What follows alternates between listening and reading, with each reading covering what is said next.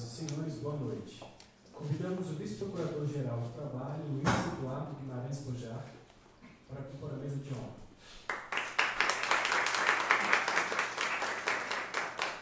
Convidamos também o Procurador-Chefe do Ministério Público do Trabalho, no Distrito Federal do Tocantins, Erlan José Peixoto do Prado. Chamamos a Procuradora do Trabalho, Ludmila Reis Brito Lopes. Convidamos Thaís B. Faria, da Organização Internacional do Trabalho.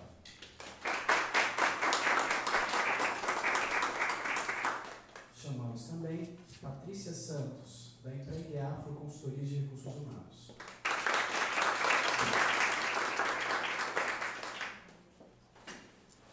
Convidamos Thaís B. Faria, da Organização Internacional do Trabalho, para a sua saudação. Muito obrigada. Boa noite a todas e todos presentes. É uma honra, mais uma vez, a OIT poder fazer parte de um projeto em parceria com o Ministério Público do Trabalho. Acho que cada vez mais a gente brinca, as duas logos estão cada vez mais juntas em coisas cada vez mais interessantes.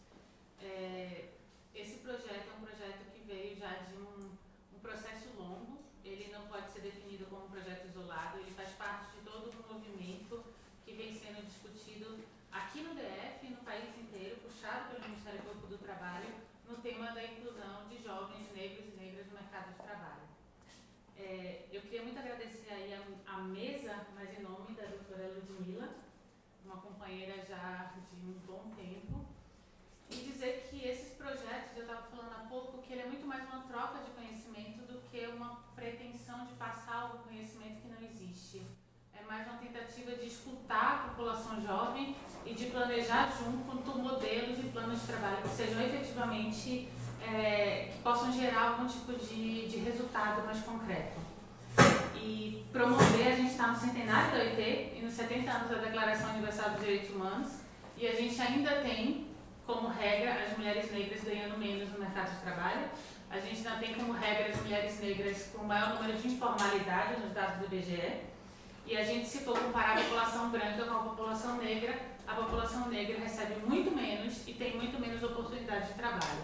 E nenhum outro motivo justificaria isso que não fosse e que não seja o preconceito, que ainda é uma herança discriminatória que o Brasil traz consigo e que é fundamental conhecer o passado, representar, mudar esse presente e ressignificar o futuro. E esse é o objetivo do projeto. Então, muito obrigada e a gente vai continuar aí por um bom tempo. Com a palavra, a Procuradora do Trabalho, Ludmila Reis Brito Lopes. Boa noite a todas e a todos. Uma satisfação estar aqui com vocês. Queria cumprimentar meus parceiros aqui de mesa, nas pessoas aqui do Bojar, do Dr. Erlan, a Thaís, grande parceira, e a Patrícia, que aceitou aqui o nosso convite para estar aqui fazendo essa palestra de abertura do projeto. O que foi a ideia do projeto? Como a Thaís já falou, a gente vem trabalhando, não é uma iniciativa isolada, mas é uma iniciativa aqui também do Ministério Público no DF, de que a gente percebeu de que o mercado de trabalho é um mercado de trabalho segregacionista mesmo. Então, a gente precisa, sim, discutir a questão do racismo, a gente precisa discutir a questão do racismo institucional, a gente precisa discutir a questão do racismo estrutural. E aí, quando a gente começou a trabalhar com essa temática, a gente esbarrou em algumas questões. A gente não consegue falar ou enfrentar a questão do racismo estrutural sem falar de conscientização, sem falar de qualificação também e sem falar também da efetiva contratação. Então, a gente fez aqui no início do ano um pacto pela inclusão racial no mercado de trabalho do Distrito Federal, e a Thaís, a parceira, ajudou a fortalecer. A Patrícia esteve aqui, a gente ouviu uma série de estudantes, de empresas, para entender o que estava funcionando, o que estava faltando e como a gente poderia melhorar essa questão da empregabilidade. E um dos eixos, no eixo de capacitação e qualificação, a gente verificou que, às vezes, até por essa falta dessa reparação histórica, dessa segregação que acontece, principalmente depois desses anos todos de escravização e da ausência de políticas públicas pós esse período, que essa a população negra ficou marginalizada, a gente vê que tem uma série de gaps, inclusive atitudinais em relação à população negra. Então, esse curso, como Thaís bem colocou, ele é só um objetivo, a gente pegou uma multa de uma ação civil pública, que é até minha, aqui no Distrito Federal, e destinou, e aí nesse esforço coletivo do Ministério Público do Trabalho, da OIT e do Espaço Multiplicidade, a gente está fazendo cursos para capacitar com algumas noções, e noções que a gente achou que eram importantes, noções de gestão, dessas competências, atitudes e habilidades que são importantes, às vezes, no mercado formal de trabalho.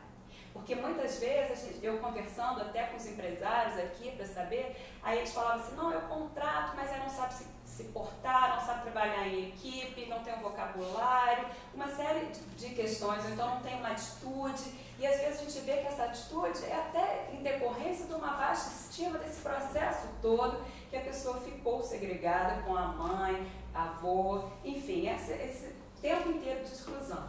Então o curso, ele é um curso que tem noções de gestão, principalmente essa questão, noções de empreendedorismo, porque a gente não pode imaginar que vai só trabalhar a questão do mercado formal, então tem que ter a questão do empreendedorismo. E agora, quando a gente já estava finalizando, conversando, a gente achou que era importante também ter questões de cidadania e democracia, porque a gente precisa que essa população, essas pessoas universitárias, elas entendam os seus direitos, o seu espaço, a questão do racismo, o que é o Estado Democrático de Direito, o que é realmente a pluralidade, o que é representatividade, e a gente precisa disso até para empoderar essa população, para ver que o que o Estado brasileiro, o que a sociedade tem que fazer, não é favor.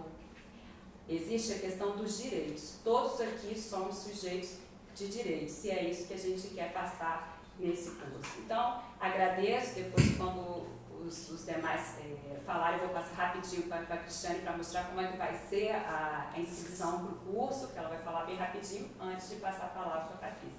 Então, muito obrigada a todos. Eu tenho certeza que vai ser uma iniciativa de sucesso e que é um pouco pioneira ainda, mas eu acho que a gente, com certeza, ao longo do tempo, no próximo ano, a gente vai ver que vai ter um feedback positivo e que vai ser essencial aí para a gente mudar essa realidade aqui do Distrito Federal. Obrigada.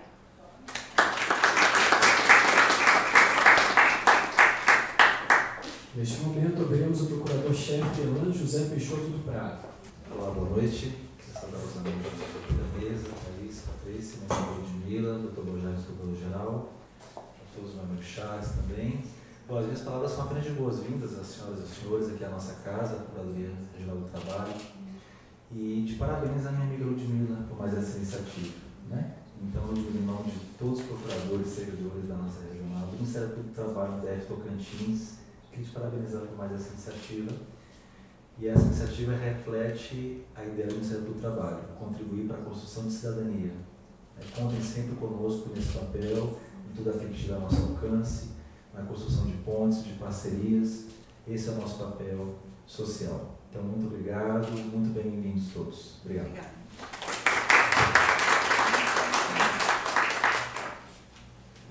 Com a palavra, o Vice-Procurador-Geral do Trabalho, Luiz Eduardo Guimarães Bojá. Boa noite a todas, boa noite a todos. Eu vou cumprimentar a mesa, dizer que estou muito feliz de estar aqui presente. A Thaís, mais uma vez, a OIT apoia com a gente, o Ministério Público do Trabalho, em uma iniciativa de inclusão. O Evan, nosso amigo, chefe aqui da 10ª, a Ludmila, que brilhantemente teve essa ideia de conceber numa atuação institucional, numa ação civil, de reverter o valor arrecadado na ação civil para essa iniciativa. Essas iniciativas engrandecem o Ministério Público do Trabalho. Porque o Ministério Público, na sua função comum, na sua função corriqueira, é aquela instituição de repressão de combate à ilegalidade. Quando nós conseguimos ir além dessa atuação ordinária, dessa atuação comum, dessa atuação corriqueira, para partir para ações afirmativas, de não apenas reprimir, mas tentar contribuir, tentar colaborar para o resgate de uma dívida social histórica desse país, com minorias que são o sangue dessa nação. No Brasil não podemos nem dizer que a população negra é uma população, uma minoria, pelo contrário, eu acho que é uma maioria discriminada. Isso é uma vergonha histórica que nós carregamos. E que todas as iniciativas que nós tenhamos para o resgate dessa dívida, e essa é uma das iniciativas, a outra parceria que nós temos com a OIT, da empregabilidade trans, nós temos nos esforçado para resgatar uma dívida social, indo além do nosso papel. E temos buscado parcerias e encontrado respaldos e estamos conseguindo propagar um discurso. Nesse momento da história do nosso país, é preciso que a gente reafirme esse discurso. Reafirme com confiança, com firmeza, com alegria, porque o resgate de dívidas sociais, de repente, começa num país a tomar contornos de algo negativo. Não podemos permitir que isso aconteça. Não podemos permitir. Temos que resistir a isso. Isso é o que nós podemos fazer de bom. Isso é o que nós podemos retribuir para a nação brasileira. Eu tenho certeza que a espera de nós é isso. Ludmila, parabéns pela iniciativa. Tenho certeza que esse curso é uma semeadura. Nós estamos semeando ideias novas, oportunidades novas, iniciativas novas, e essas iniciativas vão de florescer, vão de se multiplicar e vão de contribuir para o Brasil vir a ser realmente um país justo e igual para todos. Muito obrigado.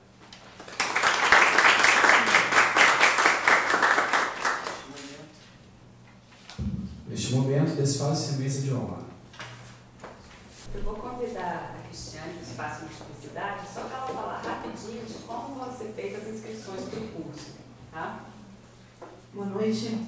Primeiro eu queria agradecer ao Ministério Público do Trabalho do Distrito Federal, em nome da doutora Ludmila, que é uma batalhadora pela causa, e a gente vem acompanhando o seu trabalho, doutora, e agradeço muito, em nome do Espaço Multiplicidade, por estar participando desse projeto. A OIT, a Thaís, apoiando todo o projeto e construindo todo esse projeto com a gente.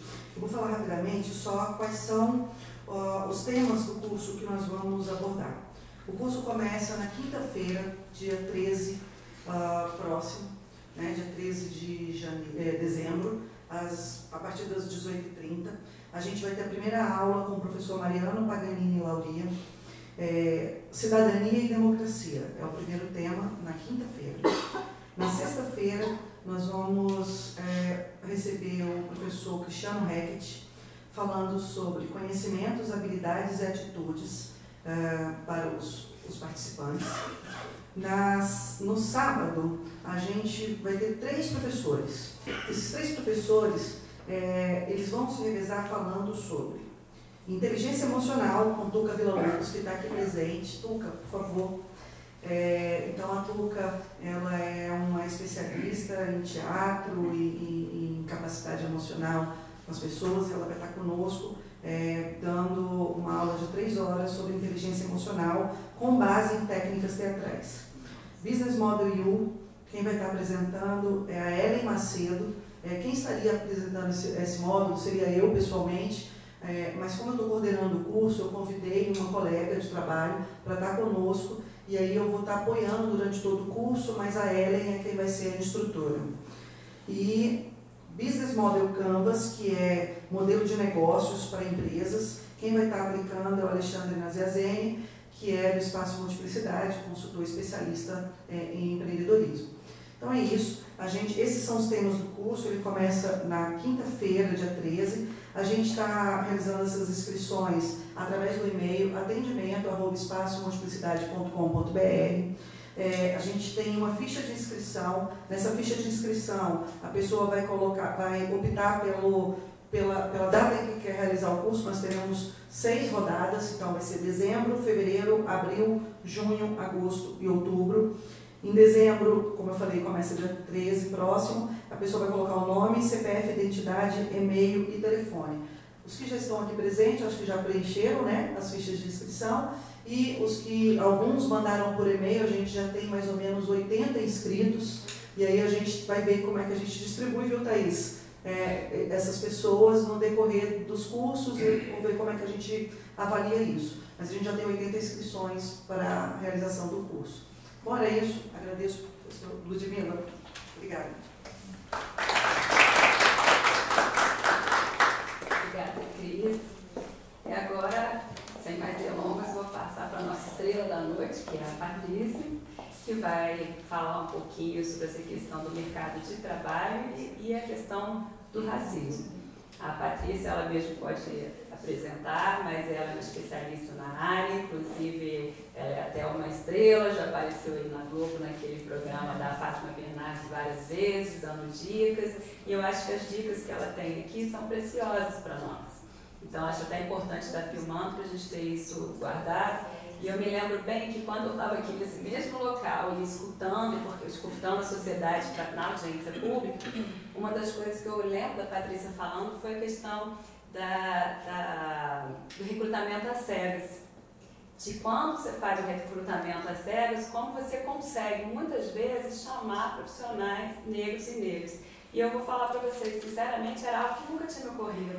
Não tinha me ocorrido por quê? Porque eu tenho essa posição de privilégio, né? Então, assim, eu sou branca, eu sou filha de pai e mãe servidores públicos, que estudou, fez inglês no contraturno, enfim, que estudou nas melhores escolas. Então, assim, é óbvio que a gente precisa se colocar no lugar do outro e ver que, às vezes, na contratação, e aí, me colocando na posição de mulher branca, eu tenho normalmente uma identidade com alguém que tem o mesmo histórico que eu. Então, quando eu chamo para trabalhar comigo, um recrutador, eu vou chamar talvez alguém que seja parecido, que tenha 43 anos, que tenha estudado na mesma escola, que tenha uma vida parecida comigo, inclusive a cor da minha pele. E é isso que acontece no mercado de trabalho. Às vezes, não é esse racismo que é descarado, ele é sutil e está sempre travestido desses viés inconscientes, desse espelhamento. Então, é para isso que a gente está aqui, para a gente fazer a meia-culpa, entender também nossas posições de privilégio e tentar lutar contra isso. A gente precisa, sim, de ações afirmativas e a Patrícia está aqui para poder dar essa boa ideia para a gente e eu tenho certeza que vai ser produtivo. Seja muito bem-vindo, espero que esteja conosco outras vezes. Obrigada. Boa noite, gente.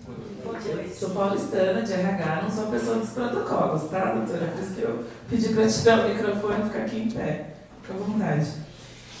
Eu tenho que reconhecer sua boa memória, né? Eu lembrei quando eu cheguei aqui do espaço, da audiência, me marcou muito também relatos, né, de muitos jovens que estavam aqui, mas como a gente estava falando para empresários, a maioria, foi importante lembrar desse processo seletivo às cegas, né, do processo seletivo às cegas, que a gente tem feito muito quando é um processo focado só em pregar e fazer. E é uma das técnicas para vencer esse viés inconsciente, essa questão da afinidade que as pessoas muitas vezes não têm consciência. Quando você pergunta quem é, faz aí numa lista de 5 pessoas que você chamaria para trabalhar com você num projeto seu. Se não tivesse recorte de gênero, raça, nada de diversidade, você ia chamar pessoas parecidas com você. E quando a gente fala das pessoas que estão no comando das maiores empresas do país, são pessoas brancas que têm um histórico de privilégio, como a doutora Ludmila falou. E que bom, né, que deu certo, que eu estou aqui hoje, estou muito feliz. A gente sabe da importância de projetos como esse para a nossa população negra. Eu estava falando para a Thaís que eu uso muitos dados da OIT, não só na Empregue Afro, nos processos de conscientização que a gente faz com as empresas, mas também lá quando eu estou na Fátima Bernardes, aí eu vou contar um pouquinho para vocês sobre isso. Mas não sou global não, tá, gente? Sou gente da gente, não tem nada de global aqui. Para começar, quero mostrar para vocês um filme que a Eudora fez. 2 minutinhos, é um pouquinho da minha história, que se eu só ficar falando vai ficar chato, né? Então eu quero começar mostrando esse vídeo. A Eudora quis fazer um documentário com mulheres sobre superação. E aí eles gostaram tanto do documentário que eles usaram um trecho para colocar no YouTube deles. E aí esse vídeo subiu no YouTube deles e em uma semana alcançou 1,5 milhão de visualizações. Aí óbvio que eu fiquei feliz, né? Falei, nossa, tudo isso com o meu vídeo, um trechinho da minha história. E aí eu comecei a usar nas minhas palestras para vocês verem, tá? Vamos ver se vai funcionar. A construção da beleza, da identidade da mulher negra, ela é muito minada, muito machucada pelo racismo. Eu cresci na periferia, fui criada pela minha avó. A minha avó era extremamente vaidosa. Então ela trabalhou muito a minha autoestima. Essa questão de se ver, de se achar bonita. Como a maioria dos jovens negros na periferia, eu comecei a trabalhar muito cedo. Aos 13 anos eu era recepcionista. Depois, aos 15, eu fui atendente de lanchonete numa rede de fast foods. Depois eu consegui um estágio na área de RH. Eu percebi nas dinâmicas de grupo que eu fazia, nos processos seletivos, que não vinham candidatos negros. Nós somos a única consultoria do país focada em diversidade étnico-racial. Muita pretensão sua querer mudar o mundo. Eu não quero mudar o mundo, eu quero mudar a realidade dos negros no mercado de trabalho. Então chegar lá é ter o desafio de estar em grandes organizações para fazer esse processo de inclusão. Abrindo caminhos mesmo.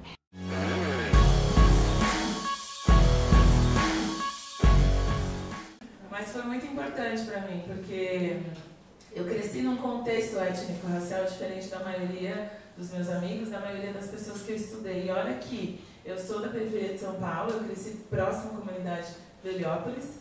Não sei se vocês conhecem, mas com certeza vocês já ouviram falar aqui, né? Então é uma comunidade da Zona Sul de São Paulo, uma comunidade carente, uma região periférica mesmo. E eu cresci com pai e mãe, mas a minha avó e a minha mãe, elas foram muito presentes na minha vida.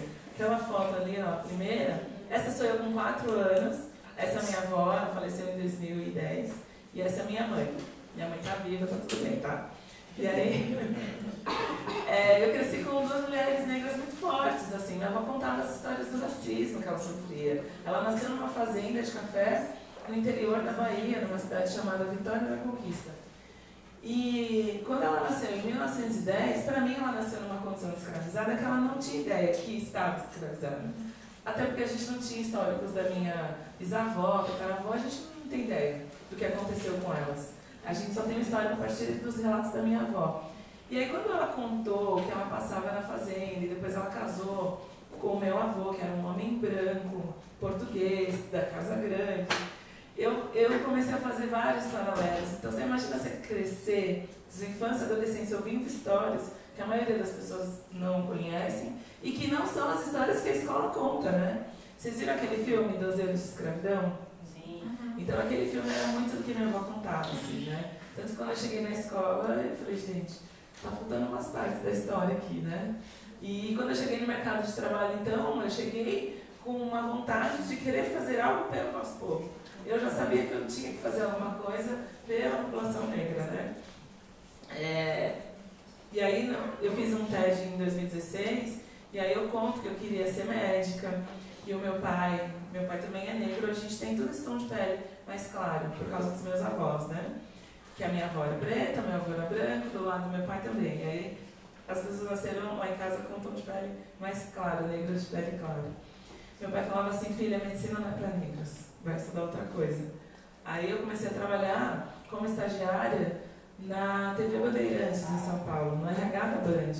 E aí quando eu comecei a trabalhar no RH da Band, eu falei, nossa, pai, sabe que eu fiquei com vontade de mudar de curso? Queria fazer jornalismo, agora quero estar na frente das câmeras, 18 anos atrás. Aí ele falou assim, filha, a televisão também não é pra gente. E lógico que eu fiquei uns anos sem falar com meu pai, mas tá tudo bem agora, a gente já fez as classes, né? Tá tudo certo. Mas eu quis entender por que ele reproduzia que tinha espaços que não eram para negros, né? Por que ele achava que nós, como negros de origem periférica, pobres, a gente não podia estar em lugares onde ele não via outros negros. E aí sim eu fui entender a questão do racismo estrutural, do racismo institucional, e para o meu pai era uma forma de proteção, ele não queria que eu enfrentasse situações de preconceito e de racismo. Mas, ao longo dos anos, eu tive oportunidades, que eu acho que para essa palestra é a palavra que eu quero que vocês saiam daqui. A importância da gente ter oportunidades. Então, eu tive a oportunidade de conseguir um estágio na área de RH 18 anos atrás, porque durante a entrevista a minha gestora falou assim, eu gostei de você, ela não tinha ideia do critério de seleção dela, era a afinidade. Mas eu quebrei a bolha. E ela falou, gostei, vou te dar uma oportunidade. Quando ela me disse isso, eu falei, tá, e é isso que a gente precisa, de oportunidade. Só que pra gente superar isso, tem várias coisas para acontecer, e é o que eu vou falar para vocês. E aí tem essa história do meu pai lá no TED. Então, se vocês forem no YouTube do TED, está lá. A minha palestra se chama O Incômodo do Invisível.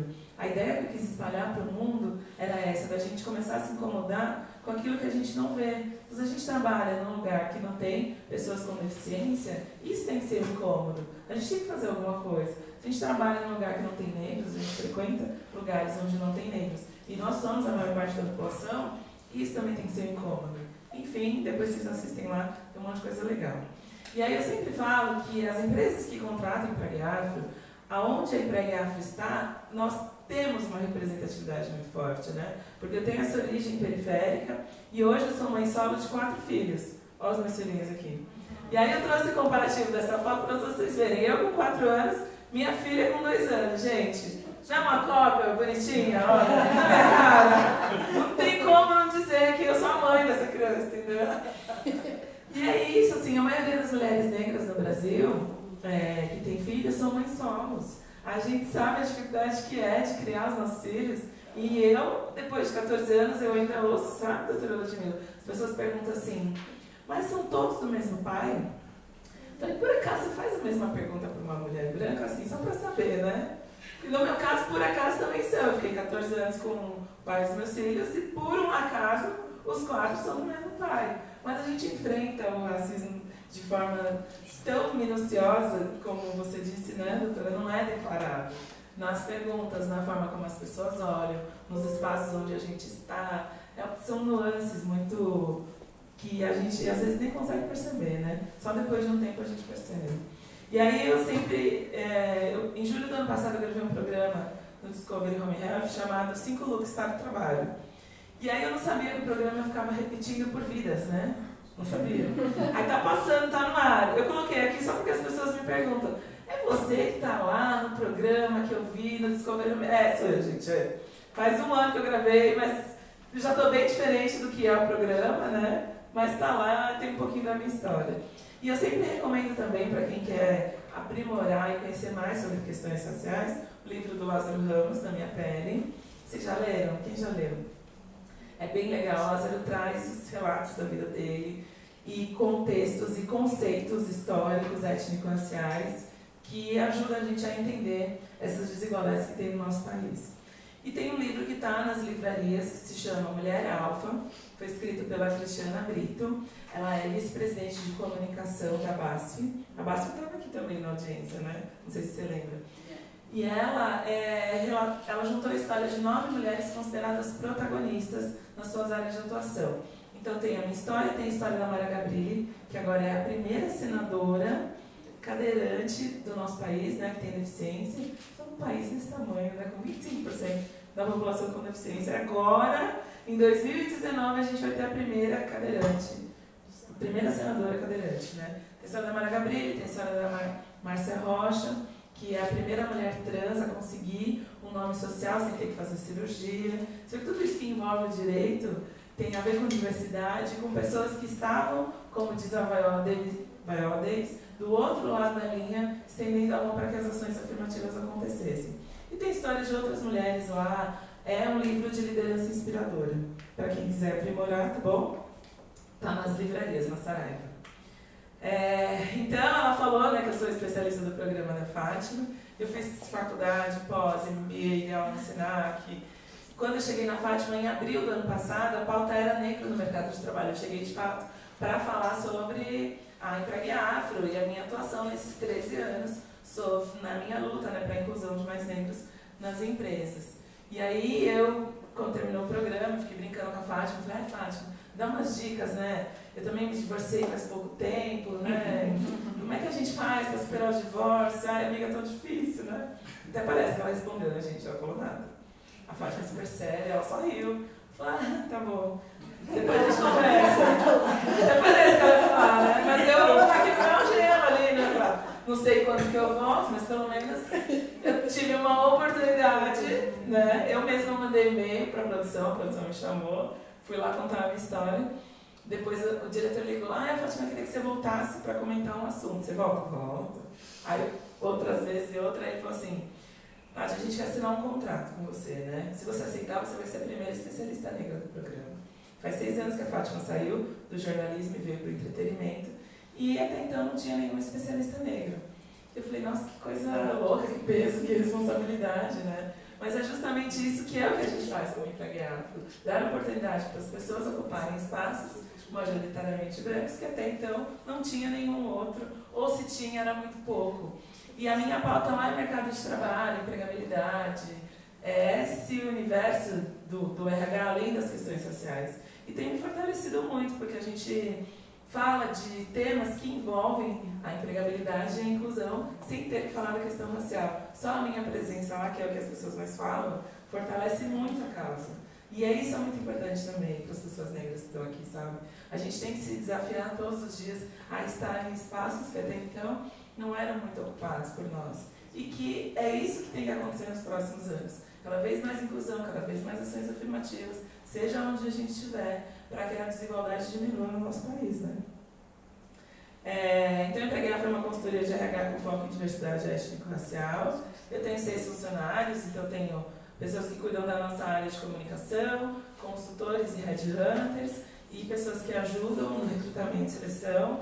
E depois que a pessoa é contratada, a gente faz o desenvolvimento de carreira com projetos como esse, só que são pagos pelas empresas, dentro das empresas. Porque a gente sabe que é um desafio, né? Depois que você entra, conquista o trabalho e depois você está lá. Como é que você se mantém? Por isso que a gente acompanha. Então, esses são os nossos clientes e parceiros. No final, quando eu abrir para perguntas, se vocês quiserem perguntar de algum projeto específico de alguma dessas empresas, fiquem à vontade, tá bom?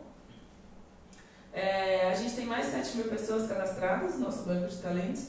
No último ano, a gente vai fechar agora 2018, mas essa estatística é de 2017. A gente conseguiu recolocar 260 pessoas. Parece bom, mas é pouco comparado às 520 vagas que a gente fez.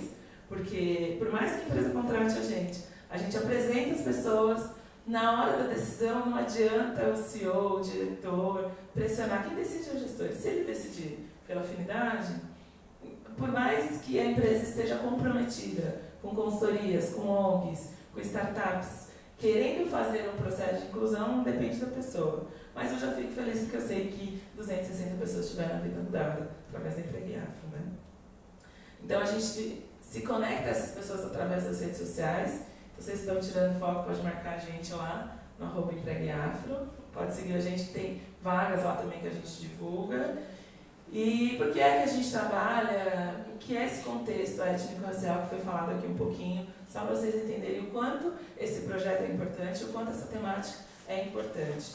Então, a população negra no Brasil é 54% autodeclarada, segundo os dados do IBGE. Então, a população negra é a população considerada preta e parda. Então, pretos, as pessoas negras que têm a pele mais escura, e os pardos, as pessoas como eu, que são miscigenadas. Eu sempre gosto de conceituar isso, porque tem muita gente que se declara pardo e é branco. Não tem fenótipo, não tem histórico afrodescendente, como a gente costuma dizer, né? Inclusive foi a ONU que trouxe para o Brasil o termo afrodescendente, uma pessoa que tem uma descendência africana, que você olha, cabelo, nariz, boca, o conjunto do fenótipo mostra que ela é negra.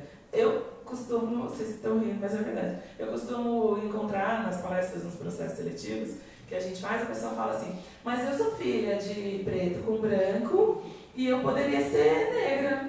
Poderia, mas você puxou o lado branco da família, puxou o lado negro da força, né? Então, paciência. Mas é isso, mas a gente fala negro para todo mundo e tá tudo certo. Em termos de número, somos 113 milhões de pessoas. Então, se só a população negra fosse um país, pela quantidade de pessoas que nós somos, seríamos o 11º país do mundo.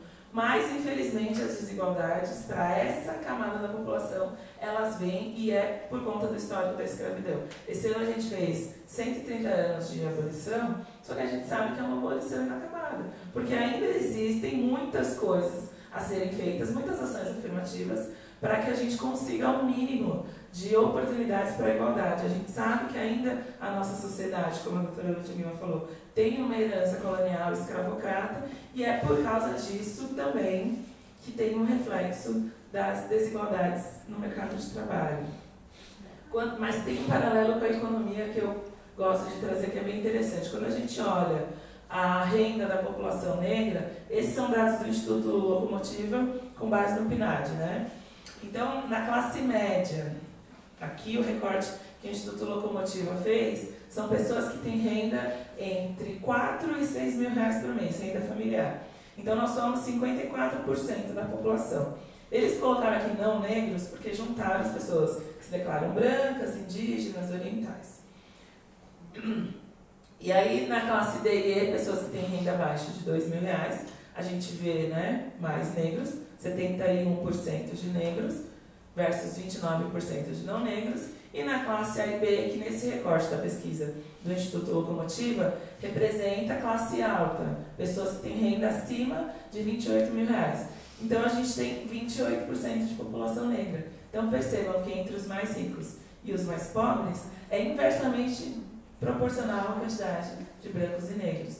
Mas a maior parte da população está na classe média. Isso graças também aos programas, né, de políticas públicas nos últimos 10 anos que impulsionaram um crescimento da classe D e E para a classe média. Eu não sei se eu pus aqui os dados, acho que não. Mas são 75% das pessoas que ascenderam das classes D e E para a classe média são pessoas negras. E aí, quando você olha a soma de renda dessa população, dá 1,7 trilhões de reais por ano. Então, é isso que as empresas também olham. A importância que a gente tem de massa, né, de renda na mão. E aí, quando a gente olha também a maior parte da população economicamente ativa, que são as pessoas que têm renda ou por meio de um trabalho formal, com carteira registrada, ou a sua renda ali informal, mas consome, é economicamente ativo, né? Somos também a maioria. E essa população, ela valoriza produtos e serviços da sua origem, não mais das elites, e a gente percebe isso quando a gente fala, principalmente do nosso cabelo das mulheres negras. Nos últimos anos, vocês perceberam quantidade de mulheres que deixaram de alisar os cabelos para usar os cabelos naturais. Não que eu estou dizendo que isso é o certo de cada uma de nós. Escolhe o cabelo do jeito que quer e do jeito que entende que é legal, é bonito, da forma como quiser. Mas a gente tem um crescimento da população negra usando o cabelo mais natural, e aí a gente tem no mercado agora mais produtos que valorizam de fato, literalmente, as nossas raízes, né? Essa população em 2015 investiu 881 bilhões de reais em consumo, então a maior parte dos consumidores no Brasil são negros. É uma população que investiu 15 milhões em educação. Quando a gente vai olhar, quando a gente fala em educação, a gente está falando de graduação superior em faculdade privada, a gente está falando de inglês, a gente está falando de pós-graduação. E somos 49% das pessoas que estão na internet. Isso também traz uma pressão boa, né, para as empresas. Só que aí quando a gente olha o salário, né, a Thaís falou da diferença do salário das mulheres negras, mas quando a gente olha em 2002 para 2015, teve um aumento de 52%. Mas, comparado ao salário de não negros, é muito inferior ainda. E aí, o que eu acho que é mais alarmante, que faz com que a gente pare... Você quer tirar foto? Desculpa. Depois você me manda. Deixa eu ver se eu consigo voltar. Ai, consegui. Ó, mas a Cris vai ficar com esse material também, doutora. Ela tem a cópia disso. Aqui, não, eu sei, você é rápida, eu já estou pensando em um monte de coisa, né? Eu estou pensando como é importante a gente falar de políticas públicas, né? Sim. Porque assim, só aconteceu isso por conta das políticas públicas de ações afirmativas, principalmente essas dos últimos 10 anos aí, de cotas nas universidades e tal. Então isso é muito importante. Não, e essa questão dos salários é uma coisa que eu tenho visto, assim, o movimento feminista tem pressionado aí as mulheres que já estão na liderança das empresas pressionado as empresas a olhar se tem diferença de salário entre homens e mulheres. Então, as empresas que têm, elas assinam também pactos, como o que a gente viu que foram aqui, de igualdade de gênero, para garantir que as pessoas tenham o mesmo salário. Isso a gente está falando de dados que o próprio Ministério do Trabalho divulgou e que o Instituto Locomotiva fez, né, a pesquisa. Não são dados que não foram coletados com base nas informações que as empresas colocam nas declarações oficiais para o governo, né? E aí, o próximo passo da inclusão, doutora Ludmila, é justamente olhar os salários. Então, depois que as pessoas estão aí dentro da empresa, se essa empresa, de fato, tem um compromisso, ela tem salários iguais para mulheres, negros, pessoas com deficiência. E aqui a gente está falando de pessoas da mesma função, com a mesma qualificação. A gente não vai comparar um recepcionista com um advogado. A gente está olhando as pessoas da mesma função, o que é mais alarmante e que traz a necessidade da gente olhar. E aí o que eu acho também que é muito importante é esse susto que o Instituto Locomotiva traz. Se não tivesse desigualdade salarial no nosso país, a economia do Brasil teria um ganho anual de 808 bilhões de reais. Porque, gente, eu sou de humanas, mas eu consegui fazer uma conta simples, né? Somos a maior parte da população. Maior parte da população economicamente ativa. Maior parte consumidora. Se esse pessoal ganhasse a mesma quantidade de salário, comprariam a mesma coisa ou mais, mas isso faria com que a economia do nosso país crescesse muito mais. 800 bilhões de reais por ano. Chama os economistas aí para dizer quanto que isso não projetaria no Brasil, né? E eu estava na palestra do Barack Obama ano passado, quando ele veio aqui, e ele falou assim, investir em diversidade étnico-racial, investir em programas que valorizem essa população, como um projeto como esse que a gente está falando aqui hoje, não é só a coisa certa a ser feita, é a coisa inteligente a ser feita. Porque todos vão ganhar. O Brasil inteiro ganha com a projeção dessa população, com oportunidades para essa população. E, inclusive, economicamente. Pode até fazer com que a gente avance, né? Em termos de desigualdades econômicas, comparado ao resto do país do mundo, né? Só que tem uma coisa também que eu acho que é importante, é quando a gente olha o perfil racial das 500 maiores empresas do país. Então, a gente está falando das empresas multinacionais que entraram no ranking da pesquisa do BID e do Instituto Ethos. Não sei se vocês conhecem também esses dados. Que também são alarmantes. Então, aqui a gente tem um recorte de pessoas que se declaram brancas, negras e as demais etnias. Que aí a gente junta orientais e indígenas, né? Desculpa, aí a gente tem 57% de aprendizes negros. Então, quando você olha a base, você fala, nossa, a base tem uma representatividade bacana, porque se somos 54% da população, 57% de aprendizes, então a empresa está, de fato, dando oportunidades para aprendizes.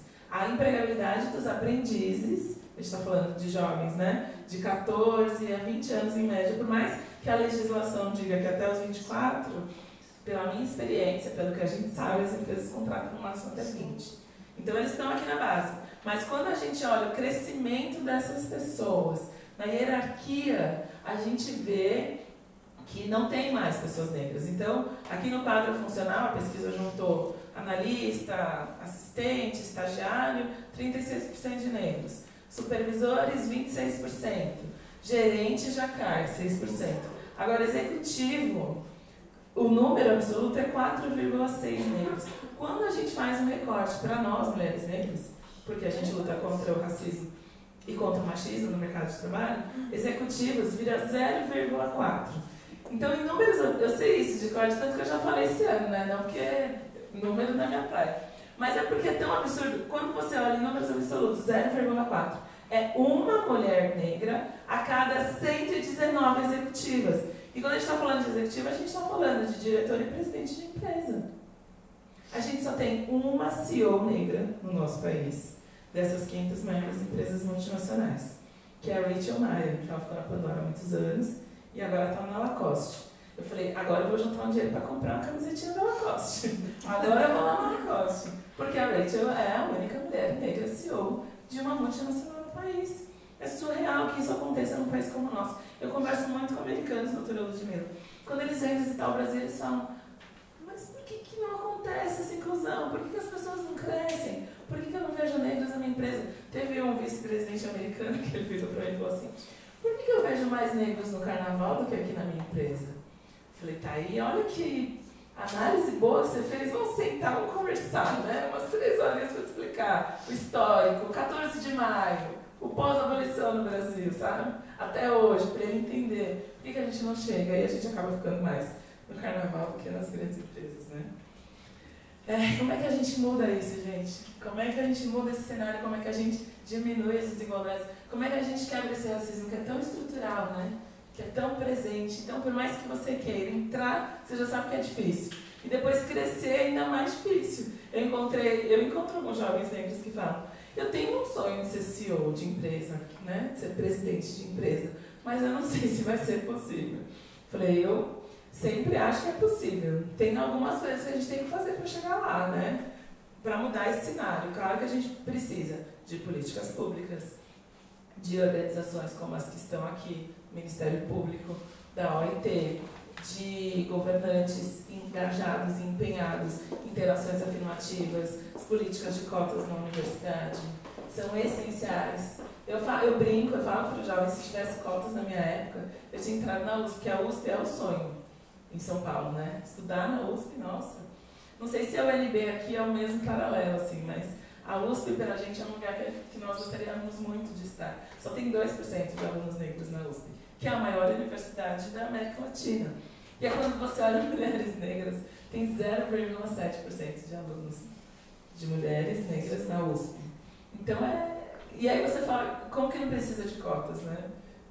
Precisa, é mais do que essencial. Então a gente tem todo esse conjunto de coisas, mas a gente também, como população negra, tem algumas coisas que a gente tem que fazer. E esse é o foco, né? Do que eu tenho que falar para vocês. Como é que a gente entende a intersecção de empregabilidade e raça? Eu já sei que é difícil, já sei que eu tenho que superar algumas coisas.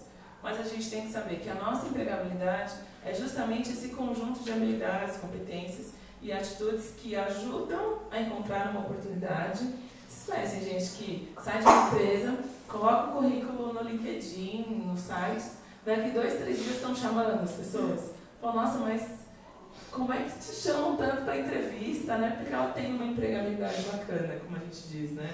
E aí é a condição de ajudar a ter uma oportunidade de se manter empregável, que é importante, né?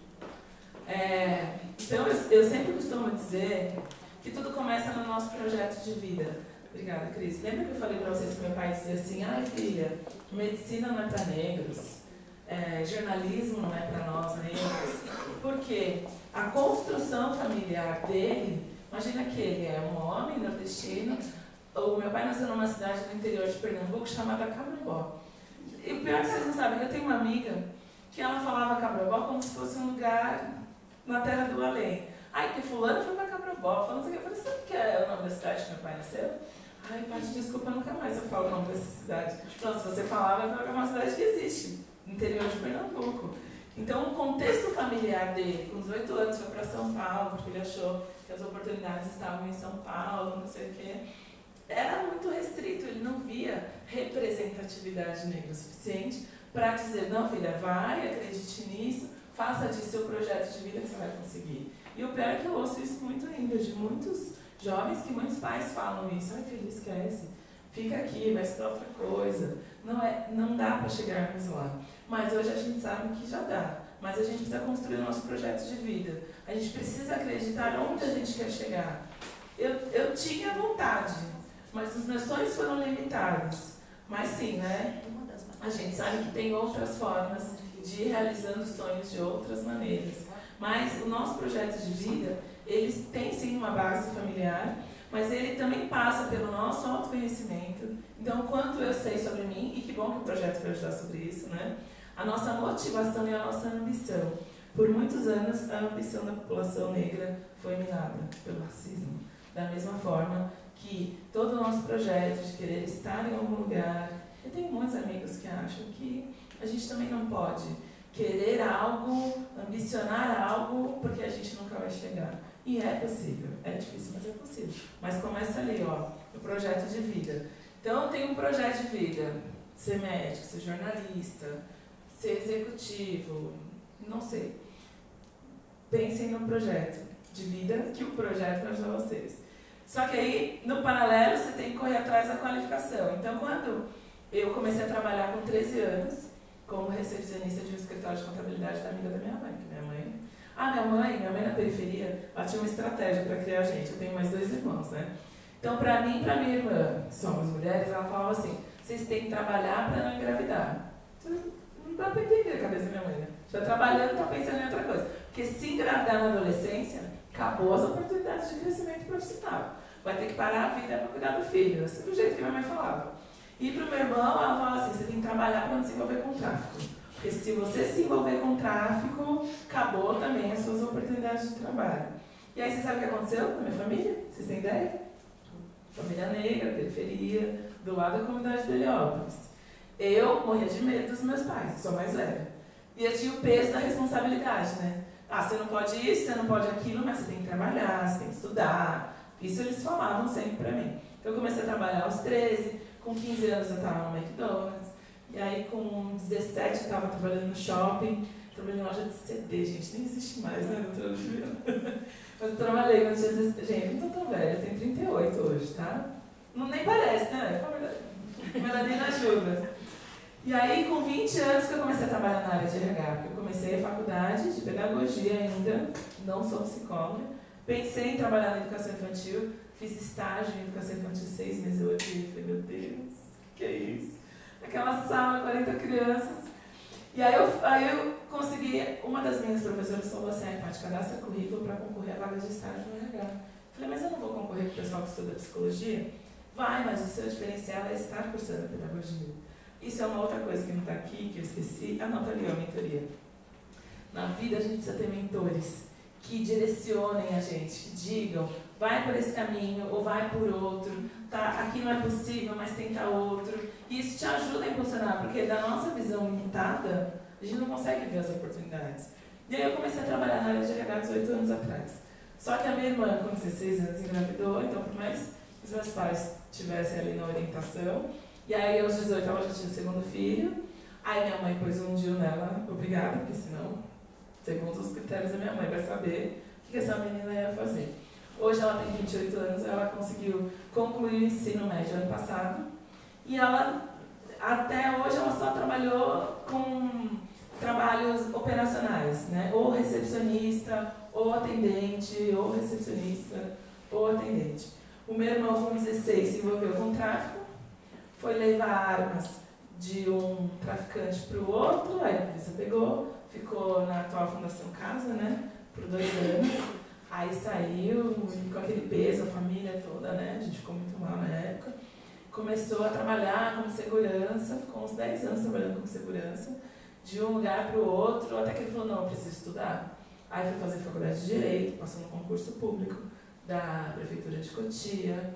Aí agora, com 32 anos, tá terminando a faculdade, já tem 2 filhos, tá, 3º casamento, mas pelo menos está estudando e está seguindo um caminho, né, de crescimento. E a minha irmã agora com 28 anos. Então, assim, por mais que nós fôssemos criados todos no mesmo contexto, né, com a mesma estrutura, recebendo as mesmas orientações, teve algumas escolhas pessoais. Eu fiz a escolha de estudar. Falei, não, eu sei que eu preciso estudar, eu sei que eu preciso trabalhar. Então eu trabalhava, estudava.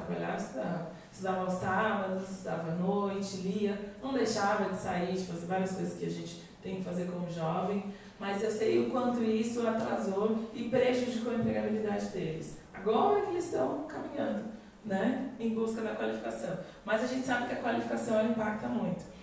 O aspecto econômico tem total relação com a qualificação, porque se você quer estudar em uma faculdade pública, você sabe que você tem que ter um histórico de conhecimento para atingir uma nota, né, uma pontuação bacana no Enem e conseguir entrar naquela faculdade. Se você não tem, você vai fazer cursinho. Mas nada disso impede que você consiga uma qualificação. Tem que correr atrás de bolsa, tem que correr atrás de ações, de instituições, que tem projetos como esse, que sabem que vão fazer com que você encontre o caminho. E aí você vai ter o seu networking, sua rede de contatos, quais são as pessoas que vão te indicar para as oportunidades. E tem que estudar inglês, gente, é chato, mas inglês, seja o que você for fazer. Decidir uma carreira pública, abrir o seu negócio, ser empreendedor, ou trabalhar em empresa. Até o dia que você acha que você não vai usar. Você vai encontrar um gringo no shopping. Aí você fala, nossa, eu precisava de inglês. É essencial. E aí, seja qual for o seu projeto de vida, a qualificação é necessária, mas a experiência para viver aquilo também é necessária. E a gente só consegue com a oportunidade.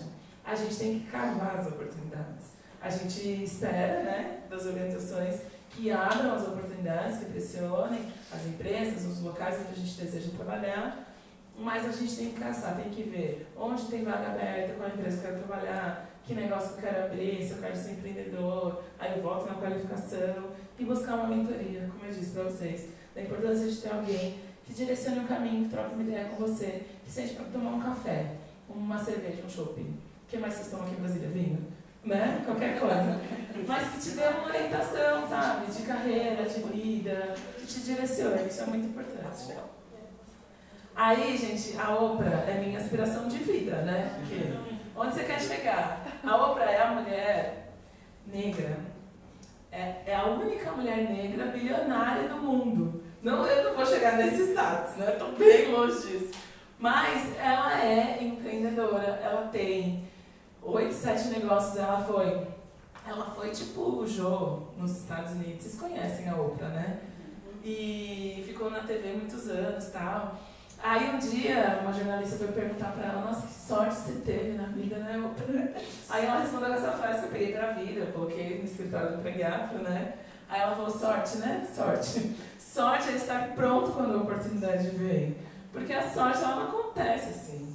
E as pessoas já me falaram isso, nossa, que sorte você na Fátima, né? Sorte, você não sabe que é sorte. Eu passo uma semana, estava falando hoje pra Cris, uma semana estudando conteúdo do programa, construindo conteúdo com a produção. O que a Fátima vai perguntar, que dados a gente vai apresentar da OIT, do IBGE, dos institutos de pesquisas, o que eu vou falar, uma assessoria para me ajudar no conteúdo. Aí quando eu chego lá, tudo bem, tá no ao vivo.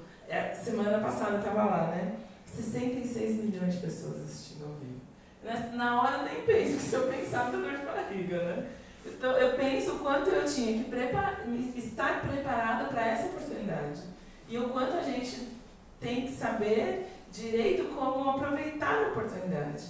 Eu me cobro muito porque eu sei que, no meu caso, por exemplo, eu não posso errar. Porque é a importância da informação, as pessoas estão ali ouvindo, né? A quantidade de pessoas que podem ou não ter a vida transformada. Enfim, estou só dando um exemplo. Mas quando a oportunidade vem, a gente tem que estar pronto. E o estar pronto é trabalhar essas competências, essas habilidades, o nosso conhecimento, para mostrar que não. Eu posso sim agarrar essa oportunidade, eu posso sim ser essa pessoa para exercer esse cargo, essa função, para ter essa empresa, porque aí sim eu posso dizer que tenho sorte. Que sorte da outra, né? Aí ela fala também outra coisa que é forte, meu pai falava isso, né? Ser bom não é o suficiente. Claro que a gente tem uma máxima no mundo dos negócios que a gente fala também que o bom é inimigo do ótimo. Vocês já ouviram essa, né? Porque você quer ser ótimo em tudo, perfeccionista, mas para nós negros só ser bom não é o suficiente, você tem que ser excelente. Não é que você está ótimo, você tem que estar num nível de excelência que as pessoas não vão julgar a cor da sua pele, as pessoas não vão julgar a sua aparência. Eu passo por várias situações, em vários momentos, em várias empresas. Esses dias uma empresa grande de fast food me contratou para fazer uma palestra. Aí a pessoa, a diretora de RH, falou assim, Patrícia, a gente vai fazer uma roda de conversa, né? Vai ter sua palestra. E depois eu vou chamar uma pessoa branca para validar o que você fala. Foi. Na hora, sabe quando te dá um frio na barriga assim? Eu não acredito que ela falou isso. Porque que eu tenho que ter uma pessoa branca que valide o meu discurso, então a minha história, o meu conhecimento, a minha competência, a mulher que eu sou, o meu trabalho não é suficiente. Tem que ter uma pessoa para validar o que eu estou falando. E aí eu falei, gente, a pessoa não se dá conta, é inconsciente, né? E na Fátima também, uma vez a mulher falou assim para mim, posso fazer uma pergunta, assim, no cantinho, né? Eu falei, socorro, o que você fez para estar aqui? Aí eu, como assim, o que eu fiz? Porque assim, não é muito comum a gente encontrar pessoas como você, do seu tipo na televisão, né? Aí eu queria que ela falasse, né? como eu como negra, não sai, né, a palavra negra, não sai. Aí ela, não, assim, né, aí me chamaram, aí eu saí e tal, aí fui pro programa, uma loucura, os bastidores. Quando terminou o programa, ela falou, você não vai me contar mesmo o que você fez, né? Mas o que você acha? Aí eu devolvo a pergunta, né? Você respira e fala, mas o que você acha que eu fiz? Ah, eu não sei, porque assim, eu assisti o programa inteiro e até que você é competente. Eu falei, nossa, que bom, né? Você falaria isso para uma pessoa branca? Só para saber, né? Você perguntaria o que a pessoa fez? Você perguntou para a Fátima o que ela fez para chegar até aqui? Não sei, né? Que resposta ela daria? Isso é muito louco, porque é muito presente. Você tem que saber que você vai ter a sua competência duvidada no espaço onde você estiver, a todo tempo. E ser bom não é o suficiente nunca para as pessoas. E se você quiser, de fato, se manter e crescer cada vez mais, você sabe que tem que buscar cada vez mais. É nesse sentido. Tem pais de amigos que falavam, você tem que ser 2 vezes melhor, você tem que ser 10 vezes melhor. Porque a gente sabe que a gente vai enfrentar situações de racismo, né? E aí, gente, para falar um pouco sobre estereótipos que a gente carrega, eu trouxe um vídeo que o Bradesco fez semana passada. Não, minto, na Semana da Consciência Negra, não sei se vocês viram, mas é um exemplo bem bacana.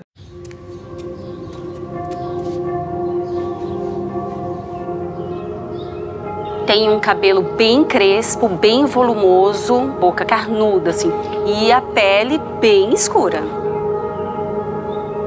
Ele usa terno e gravata, um cara com cabelo cortadinho, branco, cor de olhos verde. Ele usa muito calça jeans, pele clara, olhos claros, cabelo liso, curto.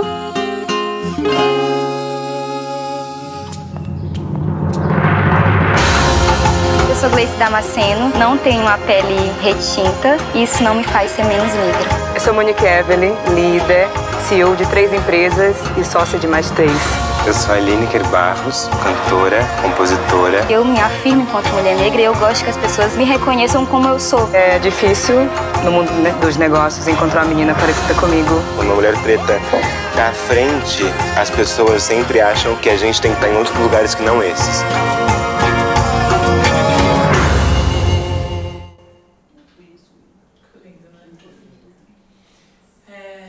Tudo isso para dizer que, assim, a gente tem que vencer os estereótipos. Não é fácil. É difícil, mas é possível. A gente tem que estudar, tem que correr atrás da graduação, de pós, de inglês, tem que sonhar com a empresa que a gente quer, trabalhar com a empresa que a gente quer ter, tem que demonstrar paixão por isso. Ninguém consegue se não tem paixão. Aliás, isso é muito comum, as pessoas me perguntarem, sabe? Professora Ludmila, como é que você consegue? Tem 4 filhos, você é mãe solo, você tem 6 funcionários, você está na Fátima. Quantas empresas a Empregafa tem? Eu falei, acho que hoje a Empregafa deve estar atendendo ativamente umas 20 empresas.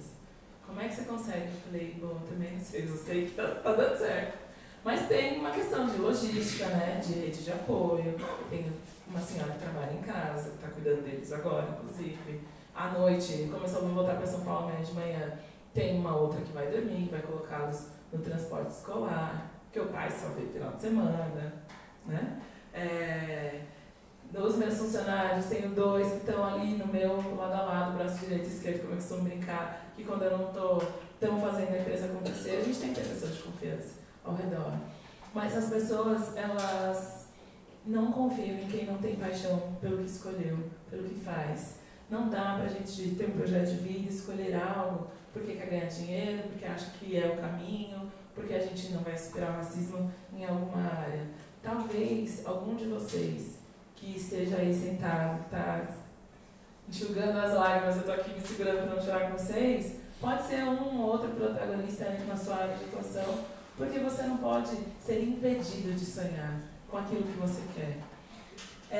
Só que a gente tem que entender como é que esse racismo institucional funciona.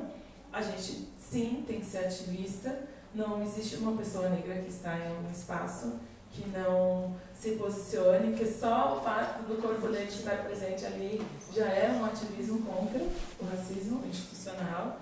E é muito importante ter aliados, viu, doutora Ludmila? É muito importante também que as pessoas brancas que estão aqui entendam que elas têm que se posicionar, têm que falar, porque essa é uma luta nossa, do Brasil, como um todo, não é só uma causa do negro. E sim, nós podemos conquistar os nossos espaços. Para encerrar, vou mostrar para vocês um vídeo da Avon, que foi produzido por um grupo de jovens negros que foram selecionados. Quando eu vim aqui, eu acho que eu contei, né, da J. Walter Thompson, que fez esse processo seletivo às cegas com a gente. A J. Walter Thompson é a maior agência de publicidade do nosso país. Tinha 350 funcionários e 2 negros. Quando eles me chamaram, eles falaram assim, a gente precisa urgente de você selecionar negros. A gente fez processos seletivos às cegas e eles selecionaram 23 negros. A Avon viu, e agora eu posso contar um pouco do resultado do projeto, né? Eles já estão lá há 1 ano, alguns já estão sendo efetivados, outros vão continuar ainda como estagiários. Até porque a legislação prevê 2 anos de contrato de estágio, né? A Avon viu, os jovens lá, viu esse movimento de inclusão e pediu só para esses jovens fazerem um vídeo nessa Semana da Consciência Negra sobre afrofuturismo. E aí eu vou mostrar o resultado da produção para vocês. Hoje eu tenho meu lugar. Eu me pertenço a uma cultura, a um povo. A liberdade passeia entre nós. Porque fomos mais que correntes e dores. A ancestralidade é a força que nos guiou. Sou o futuro sonhado por eles. Tomamos o nosso trono, somos reis e rainhas. Meu povo ascendeu, prosperou, se multiplicou. Somos tão plurais quanto individuais. Hoje entendo a importância do meu passado, da minha história. Precisei me conhecer para traçar um futuro. E ele já está aqui, no sorriso, na alegria, no resgate. E que continue sendo meu futuro, nosso futuro, um afrofuturo, Ubuntu.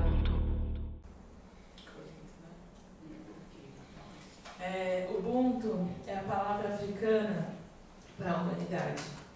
Ubuntu significa eu sou porque nós somos. Então toda a população negra é o que é hoje porque existe esse coletivo de população negra, esse contexto negro em que todos nós estamos.